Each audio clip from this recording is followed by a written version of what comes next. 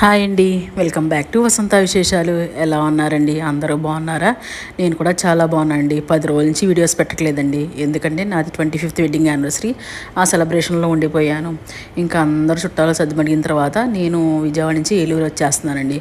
వచ్చేటప్పుడు గుడికి వెళ్ళి దేవుడికి దండం పెట్టేసుకుని వచ్చేటప్పుడు ములక్కాళ్ళు మా దీపమమ్మ వాళ్ళ ఇంటి దగ్గర వాళ్ళకి ములగ చెట్టు ఉన్నది. ములగ చెట్టు ములక్కాళ్ళు తీసుకొచ్చినది.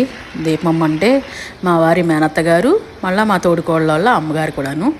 తను ములక్కాళ్ళు, మినపప్పు, ఇంకా పెసరపప్పు అవన్నీ తీసుకొచ్చారు. ఇంకా ములక్కాళ్ళ వాళ్ళ చెట్టు చాలా పొట్టి ములక్కాళ్ళు అండి, చాలా టేస్టీగా ఉంటాయి. ఉత్తి ములక్కాళ్ళే వండుతామని చెప్పి గన్నవరంలో మటన్ తీసుకున్నాను. మటన్ తీసుకుని ములక్కాళ్ళ మటలు కర్రీ, ఇంకా ఏలూరు వచ్చేసాక వండేసానండి. సింపుల్ అండి ములక్కాయ మటన్ కర్రీ.